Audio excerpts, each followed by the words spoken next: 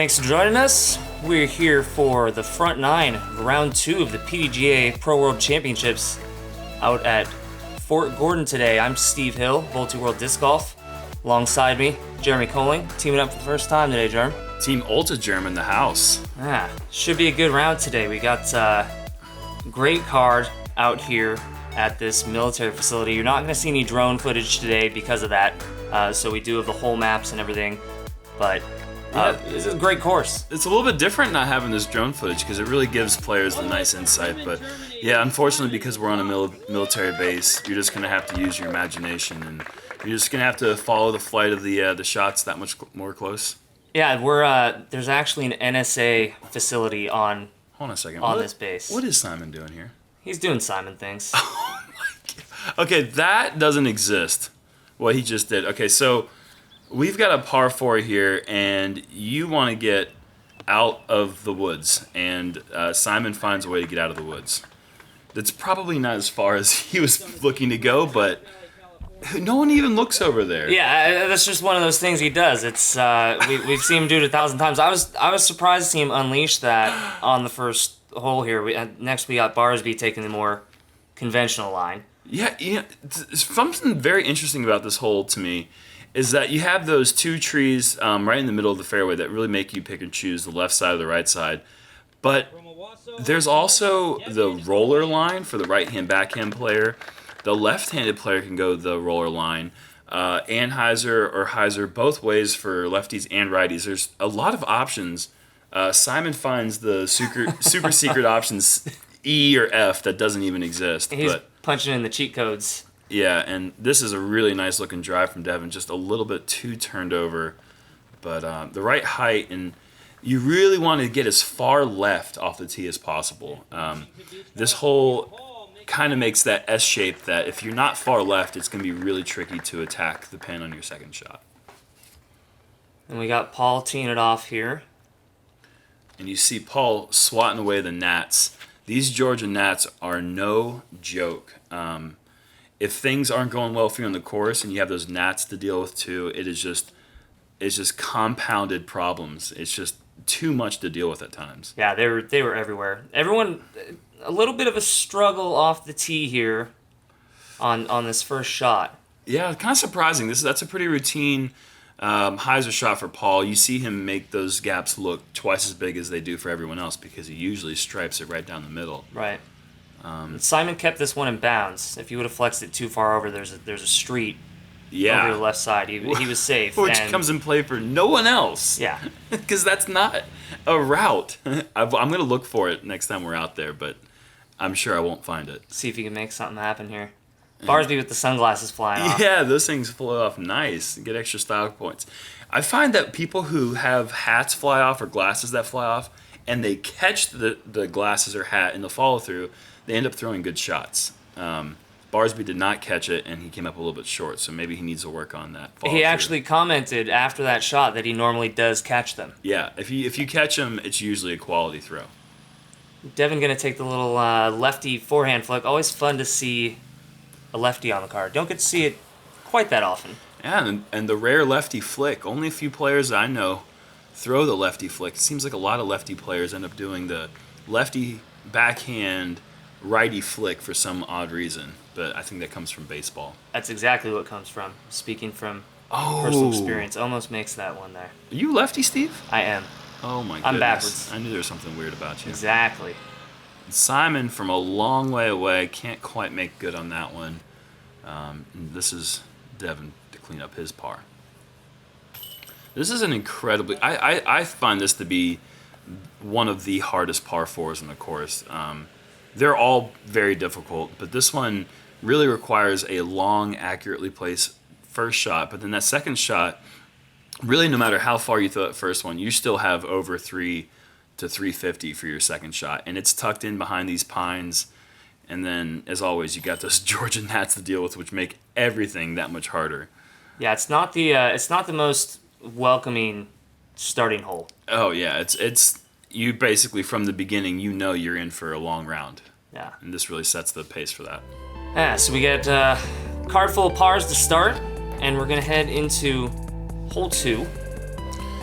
Yeah, hole 2 is it's a 426-foot anhyzer shot. The roller play is also an option. The basket's going to be on a mound, and you have the OB left cart path, which can come into play if you don't get your drive turned over enough. Pretty standard lefty backhand hyzer, but for the righties, this hole is actually pretty tricky. Yeah, I'm curious. What's your take on the backhand versus the forehand here for a right-hander? Well, for a forehand player, the right-hand forehand player, that's a lot further to throw. It's hard to generate the amount of distance that you need with a forehand, whereas the lefty backhand hyzer usually gets you a lot more distance. Sure, you see Barsby going a little shorter there. Yeah, most of the forehands that I saw were coming up between 50 and 60 feet short at best. But you're going to see Devan probably put a really good move on this one here. Yeah, this is a hole he can definitely take advantage of early. If this hole were mirrored for righties, this would be a pretty standard 2. A little bit surprised to see Devan come up short there, but he's going to have a look from about circle's edge. Yeah. Paul also going to take the backhand turnover, gets his up high enough. I think that's a T-bird 3, but I could be wrong here. And that's a nice shot, and man, that tree really stopped him from getting about another 12 feet there. But he's also at circle's edge, and Simon's out here. He's swatting away those gnats. Yeah, you're going to see that all around. I mean, there's really not one place in the course that you get away from him. And this is probably about time that I make a Dick reference going back to JomezPro Open. But yeah, the DEET that that I used before the round, I had 40% DEET, and it did not work. Didn't count. But that didn't really matter for Devan as he nice cashes putt. in the really nice birdie. I mean, like I said, that's kind of a standard lefty birdie, but it's a really good one because you're getting a stroke on most of the course. Except that guy. Or most of the field. And then Paul says that, I'll join the party there. Yeah. So we're going to go 2 out of 4 here. Yeah. As the other guys are able to easily clean it up. Yeah, that's a pretty good score on this hole. 2 birdies. The hole's pretty open. I mean, this is one of the most open holes you're going to have on the course. Certainly the most open par 3. But it is pretty challenging. So good birdies there from Devan and Paul. And now we go into just another one of the bombers on this course. There's a few of them, but this is the first. Absolute monster, par 5, over 1,000 feet, downhill the whole way. And if you play aggressive off the tee, you can give yourself a pretty good look for your Eagle 3. You do have that left side OB to contend with there. Yeah, there's a left side OB. There's also the and you see Devan's going for the hyzer. There's a pretty good amount of open space off to the right as long as you clear those trees. And it looks, that's a great shot there. What you see, I don't know if anyone in this card's going to do this, but there is a layup zone off to the left, which then allows the players to go big over the top for their second shot. I think that's kind of, that looks like what Paul's doing here. Yeah, so there's this big layup spot over here, and that's going to open up a big second shot. This tee shot here is really difficult because you have these really tall pines that are pretty close to the tee. As you can see here, Simon's not going to worry about that at all. And it's also a really tight gap. So if you do elect to go for the big shot here, oh my gosh, he's out of the screen down to the left. That's huge. I'm not sure if he's still in the fairway. I think he's off in the rough just a little bit. Just off to the side, and Barsby's also going for the high shot. He needs to watch out here. If this stalls too much, he might be going out of bounds. Yeah, he hung that one up a little too high. And can't quite tell if he's out of bounds. He gets the red flag. He's getting the red flag there, yeah. So he's going to be in a really bad spot there because the rough is actually going to not allow him to advance much there. Here's Paul going for that big shot you were talking about. Yeah, you can see how open that is. Those trees coming in from where Paul was aren't that high, and that's going to leave him wide open. He's going to have a couple 100 feet left. Actually, yeah, the basket's a little bit beyond that. Yeah, I don't know what kind of tree is that one. Who knows? I don't even know if these are pines. I'm just saying that. I should know the foliage in the southeast better than I do, but I'm just gonna get away with just calling it pines. Works for me. Everything's a pine tree. Yeah, they're green. Pine leaves and needles and stuff like that. I've been dogged that one before too. Devan working the nice turnover line here. Yeah, Flexing out a little bit though. He needs to be careful. There's a few things that you need to avoid over on that side. It looks like he's behind some of them. There are some gaps through there, but overall he had a nice distance on his second shot. Hey, obviously we know Paul and Simon can crush it as Simon does here, but Devan's got some sneaky distance too. And that is just psycho. That is psycho. That shot there, he was in the rough and had to put a ton of steep anhyzer on it and let that thing carry the whole way. That was a beautiful shot from Simon, and that was just textbook from Gregg. Great upshot. Perfect approach there. Soft little. I'm guessing that's one of those old eagles that he really likes. Yeah. And Paul goes a destroyer here just for the. Yeah, and that's the easy upshot. His distance was short, but he ends up going with a driver because that wide rim sharp edge digs into this soft Georgia sandy soil much better than a mid-range that might skip or bounce. Yeah, I mean, how much of a consideration is that on this course compared to Jackson? Oh, it's so different out here. The terrain is it's a somewhat newer course, and this is Simon's bid for just eagle. Misses high again.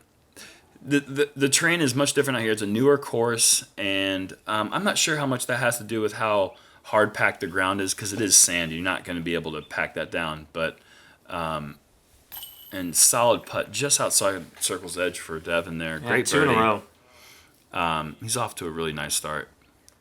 But yeah, the ground play is certainly a big factor, and choosing the angles and the type of discs is a huge part of the game plan out here. So Simon, after all that, he's still in line for the birdie. Cleans it up. Easy birdie for them. Yeah.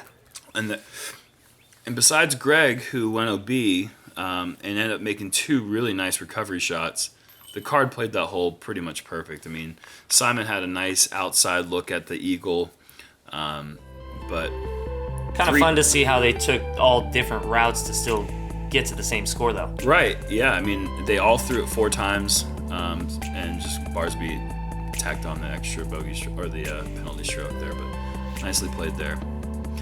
Hole 4 is is really the beginning of these really tightly wooded, somewhat long. It's not that long of a par 4, but the tee shot you can see here. Yeah, it's tricky. This is where the beginning of the straitjacket really starts. The straitjacket golf, where it really forces you to throw a very specific shot. You can't get too aggressive here because really all the point is you want to hit this gap. That's the first and foremost goal, is you hit this gap and then you take wherever you go from there. And Paul does not achieve objective number 1. Yeah, he was complaining about he was having trouble gripping the disc with the humidity. Sure. It's so humid down here. I mean, we're talking about Georgia summer. I mean, there's just it's soaking. You're drenched wet. I mean, anytime you go over, give someone a pat on the back, good shot, or you see somebody for the first time, you go give them a hug, you're just hugging sweat. Yeah. And that's just inches off. This course seems to really, really penalize those shots that are just an inch off because, like I said, it's brand new. And so the rough is so thick, and there's briars and there's no lines through the rough, and that thing just keeps rolling. Yeah, he gets an unlucky break there, and he's going to be in the rough again. You see some cacti even on this course. Yeah, that's a really interesting feature. You don't see much cactus out in this neck of the woods here, but as much as Paul doesn't like that, he's out there where Simon is off his tee shot, which is a really impressive tee shot by Simon. From there, it's pretty much wide open. It's just a matter of the distance and being uphill. So this is Gregg's third shot now. That just hits the top of those pines. Just going kind of station to station right now. Man, and he's still got work left to get up and down for his bogey. Paul looks like this is one of his rock threes. Yeah, and he wasn't pleased with his second shot, and I'm sure he's not pleased with that shot either. But he's still in striking range for his par. And we're just getting to Devan's second shot here. And man, that's a nice swinging hyzer, and that's just routine. Yeah, he's playing really well from the jump here. He seems pretty dialed in. You're getting off to a hot start for sure. Yeah. Now I don't know if we saw it earlier, but he kind of stepped awkwardly off the tee pad on hole 3, and his knee was kind of bugging him a little bit. So Simon or Devan? No, Devan. Devan. Okay. So to see his, it didn't seem to be affecting him right now, but right. Definitely a little awkward at the time. And going back, look at that. Nice putt. Yeah. It's one of the amazing things that Paul can do. I mean, he might hit a couple trees, not get off the tee he wants, maybe not throw the approach he wants, but he always puts himself in a position to save that par. Right. And he just doesn't let those strokes bleed. And that's one of the things about his game that makes him so dangerous over the course of, it's one of the reasons, at the World Championships, why he won 4 in a row, Maybe you can beat him in a 3 or 4 round tournament, but over 6-7 rounds, you start to let those strokes bleed.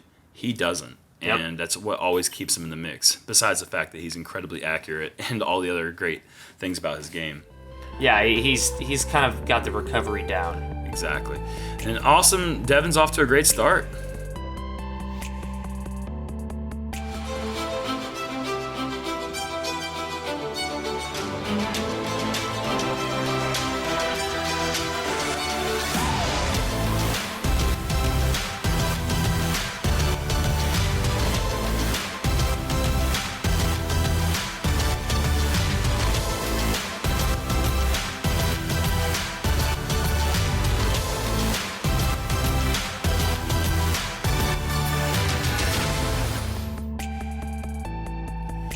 So on to hole 5, really fun par 3. You gotta love these. It's a downhill par 3. There's 2 routes really to go at this hole. There's the straight down the middle, and then there's the over the top lefty hyzer or righty sidearm gap where you're gonna see Devan throw. Yeah. And the key shot here is to make sure that you keep your disc turned over almost all the entire flight and let it crash in late. And look at that. That's exactly how you draw it up. He kept his disc turned over the whole time. How are you even going to do a FollowFlight here? It's magic. That is amazing. Look at this. The Jomez Productions magic. That is... Beautiful shot. These Jomez guys know what they're doing. That's pretty impressive. They're pretty good. And that was an impressive shot from Devan, keeping that fire lit here. Yeah, I've been really impressed with his start today. Are we seeing a Skamahawk? We just saw a Skamahawk in tournament play. I didn't know that he would ever pull that out. I mean, I'm not surprised that Simon would do that, but I'm surprised that Simon just did that. What he did there was he threw an incredibly flippy disc, backhand roller line, to make it do a tomahawk type motion with the disc and land on its back and scoot forward. I mean, that's not a pro shot, that's a trick shot that you don't pull out into the World Championships. And he just did it on a 440-foot hole and gave himself a look. Yeah, man. That's the joy of watching Simon, though. I mean, so you never know. Fun. You never know what you're gonna get with that guy. And that is the route that's really inviting, but you can see the problem there. You are in a very thick spot there if you don't get that thing turned over. And then he just doesn't get the roll going the right way there out, too. Yeah, and he's going to be left with probably 40 feet or so for his 3. Paul looking for the 2 from the knee. Lays out and just misses it. And he had a great drive to get there. I didn't get to talk about that because I was still just blown away at what Simon just did. It's easy to do. And Simon can't quite convert on the Skamahawk birdie. And he's still just kind of he's leaving himself 50, 60 out, just right outside that comfortable zone. And Devan, very comfortable. Yeah. Awesome drive there from Devan. Again, this is a hole that really favors a lefty. I'd say in this tournament there's probably 9 to 10 holes that favor the lefty, and the rest are all righty favored. But Devan's doing a really good job of taking advantage of those holes and come up with 4 birdies in the first 5 holes. Yeah, solo birdie here as well. Yeah, and you're right. Simon just can't quite get through that door. He's starting off well. he just can't quite convert on these opportunities from 45 to 50. I know he was battling a little bit of a back thing. I don't know. It didn't seem to be bugging him or anything, but I don't know if that's any issue. And Gregg unfortunately dropping the stroke there. On to hole 6, one of the 2 really short par 3s in the course. A little valley shot here. During my round today, Nicholas Masters got his ace, and the bridesmaid streak continues. You tell me you were on a card with an ace? I feel like that's something that we don't see very often. Yeah, it's been like at least a week. How many is that now? 50 bajillion. Nice. Devan just parks that one with the little forehand. Yep. And this is one you step up to, and you're thinking to yourself, there's no alternative for a 2. There's just absolutely, you cannot leave this one out there. It's just sitting right there on that. There's one tree in the way, and you just throw a little hyzer shot like Paul does here. And this ground is so soft that if you come in near the basket, it should just stick right there. Yeah, it's just a chance to pad the scorecard. You saw Simon looked a little frustrated. You kind of saw that one off early. Right. And that's kind of the line that I think most forehand players are going to be looking for. And there is that one little rogue tree there that Gregg unfortunately found. Let's see if Simon can walk through the door this time. And no, he knows right out of his hand. He doesn't even want to look at it. And he wasn't that far off, but he knows when his putt's going in or not. Yeah. Nice recovery there from behind that one tiny little tree. Yeah. Little sigh of relief from Barsby there. Yeah, those are the really stressful ones. The ones from 30 feet on a must-get birdie. You know, it's a little bit different than when it's a really nice bonus birdie you're putting from 30 feet. When it's those ones that you know you're losing a stroke to 90% of the field that really build the pressure. Paul, I want to say he was throwing one of those new flat-top AVR 3s there. I haven't seen him use that one that much. I think that's what it was. I had heard that he just took the AVR 3 out of his bag because he was looking for something a little more stable. Overstable, actually, and but that could have been AVR 3. I'm not sure. We'll have to get some intel. Yeah, we'll have to. That inside information is important. So Simon just misses on that one. Everyone else takes the birdies, and we're gonna go into hole 7 here, and again we've got another par 4. Yeah, plenty of them today. This doesn't quite accurately show the type of angle that you have off the tee. It's a big, steep uphill the entire way. Shot that's really difficult for a lefty. I'm curious to see what Devan's going to do here. He's going for the big high turnover, and that tree is right in the way. I would imagine that you can also throw a backhand roller if you can get it down quick, or maybe a lefty flick. But the key is to just get over that little shoulder of the tree there and just get out in the open. And then from there, you're uphill. It's a slog, though, man. I mean, that's actually a pretty good shot to show it. From the tee pad, I don't know if you get enough of the perspective there, but it's relatively steep. You're climbing a hill this whole way. You get to the green on this one, and you're huffing and puffing. Especially with the humidity, everything just feels thick. And I just can't reiterate the gnats enough. I mean, everything else is tricky. This course is incredibly tough. And then you're dealing with the stupid Georgia gnats. Like, just go away. We don't need you. You don't provide anything for us. I saw Drew Gibson, and he kind of looked like Pigpen from like the Peanuts gang, because there were so many bugs all over. They just wouldn't go away. And there's not really much else you can do from back there for Devan. Just pitching up as far as you can up the hill, and then just giving himself an up and down from about 120 feet or so. And just inside the woods a bit, Simon's trying to find a way, and look at that. That's really impressive. He's going to be about 40 feet away still, but from hitting something off the tee and still getting a look for your birdie is really impressive. And that's really low, but man, he sneaks it in. Keeps that nose up to get that slide on the uphill slope the whole way. Really impressive shot there from Paul. I don't think I realized how often Barsby uses the forehand. Oh yeah, he's one of the all-time greats. I mean, he's been a sidearm backhand combo player since the beginning days, and so he's one of the guys that's really well known for his big flick distance. And Yeah. for his size, which he's not the tallest guy, and he doesn't look, he's not like super muscle guy, but Just he's off got the cage. he gets a ton of power. Oh yeah. And yeah, he can flick it over 400 feet, which is a huge weapon to have. And that's another Nice jump putt. That's another good weapon to have.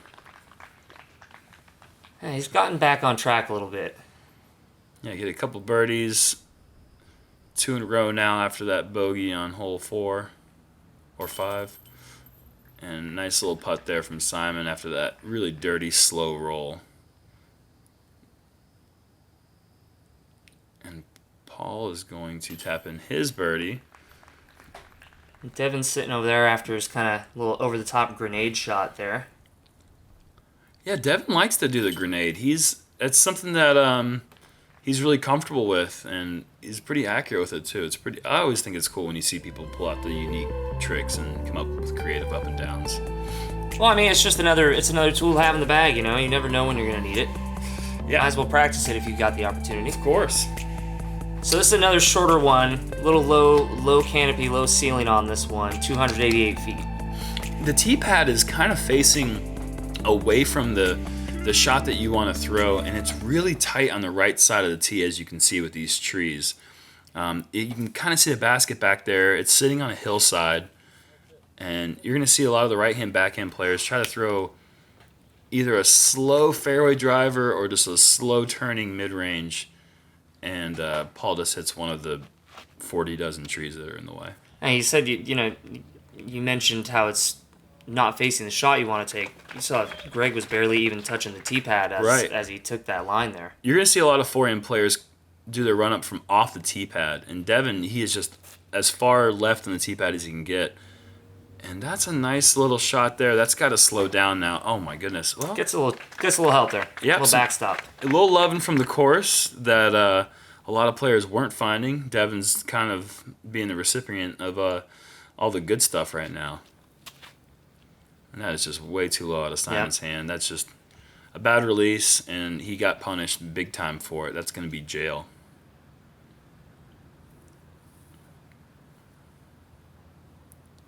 And just swinging inside. Nice, nice recovery shot, though. Very nice shot. He had a little bit more to work with than I thought he might, but he still had to throw a really nice quality shot there.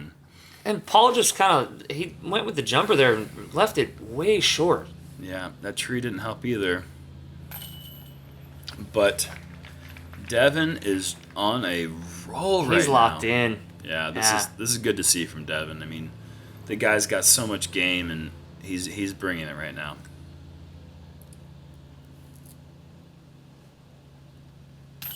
Nice answer there from Paul as well. Couple circles edge putts there, back to back. Again, not bleeding a stroke. Couple of a slightly off tee shot, but a bad approach, and he doesn't let it stop him from taking his par there. And that's another birdie for Barsby. That's 3 in a row, I think, now for him. Yep, that's a good bounce back after a somewhat slow start. Yeah. Bogeys on 4 and 5 to go 2 over, and then since then he's been 3 under. The Nats are still here. Yeah, I'm still swatting him away, even though we're inside and well away from the course. Now we get into hole 9, and this one we get into another 4-digit distance. Yeah, 1060, par 5, the most open hole in the course. This one really allows you to rip into a tee shot. We get to see some discs fly here. You just kind of want to keep your discs somewhat to the right. There is a path that's OB left. You're not going to see many people go over there, though. That's a really good play there, just to guarantee that you're going to get over 450 feet of distance. And a nice little roller there. That's going to set him up for a nice second shot. Yeah, this is one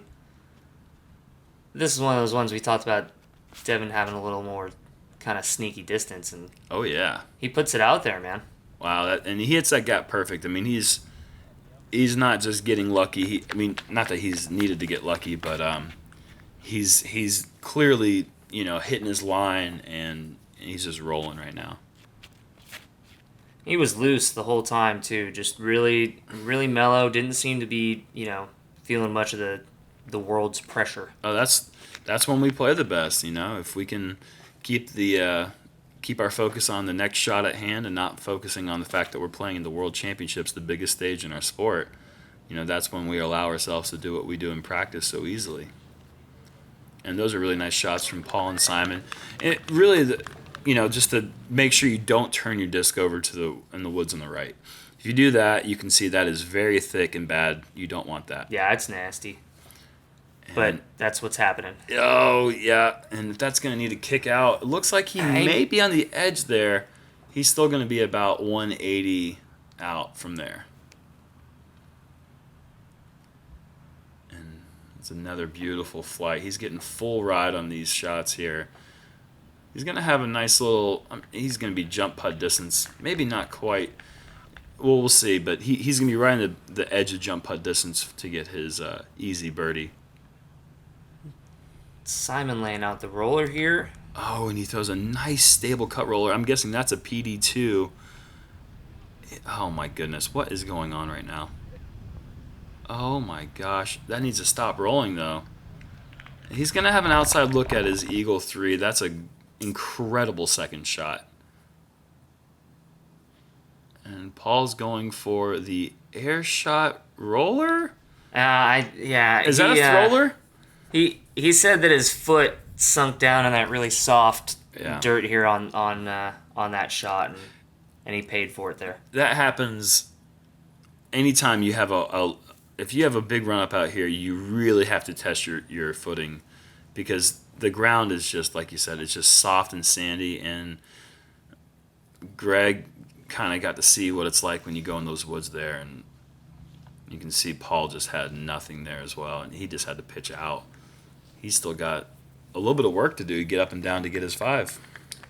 Well, not much, but I thought he was a little farther away. More than he wanted, though. Sure. Not going according to plan. Yeah, in terms of course birdies, this is one you really got to get your birdie on this one. This is not that hard of a par 5. And Devan's just going to pitch up there, and he'll be able to take his... He's going to finish the front Very 9, well executed. 7 under. That is just smoking on this course. Yeah. And Paul tries to make some magic happen there from about 65, 70, but he's going to have to settle for his par. Simon just airballs it a little on the eagle bid. Can't quite get through that door. It's creaking open, but he just can't walk through it. You can tell. He feels it too, man. Yeah. I like when Simon is... I like playing with him because he's really animated. You can really see it's almost like dramatic and over-exaggerated, but it's fun. It's not like... Exactly. He's not drama queen. It's just fun. You get to see like the true emotion of what's going on inside. And he's more like a kid who's angry than an adult who's angry. There's a big difference in that. Yeah, I like the way that you put that. That's a good... And that is certainly not a 3 on Gregg's end. That's a scoring mistake on our end. He got a 5 there. 4s for Devan and Simon, and wow, what a start for Devan Owens. Yeah, going crazy on the front. We'll see what he's got going on the back, as we'll be back for the back 9 of round 2 here from Fort Gordon in just a little bit. And we're going to see if Paul has a little run in him to try going and getting his 5th world title. And this is the time he's got to do it. He can't let the stroke slip away, so... Thanks for joining us. Thanks to PDGA and Innova Champion Discs. And, of course, thanks to Jomez. We'll see you guys for the back 9.